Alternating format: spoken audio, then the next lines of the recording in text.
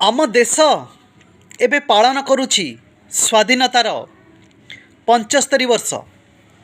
यह अमृत महोत्सव रूपे सारा देश रे उत्साहर सह पालित हेउछि।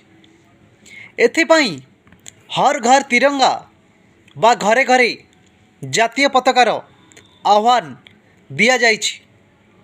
एणु एही अवसर रे आमर जातीय पताका एही त्रिरंगार अमृत तत्व बाबद आमे जानिबा उचित। आम जातीय पताकारे अछि तीनोटी रंग, तले सबुज, उपरे नारंगी और मझिरे धला। मझिर धला रंग भितरे शोभा पाउछि नील रंगर अशोक चक्र। ए सबुर अनेक विशेषत्व रहिछि। यह आमर जातीय पताका बा त्रिरंगार अमृत तत्व।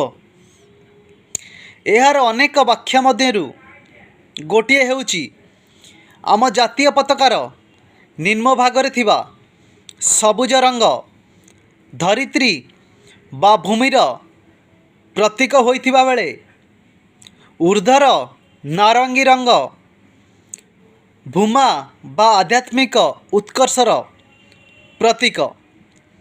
यार मध्य भागरे थिबा शांति, सत्य और शुद्धतार प्रतीक।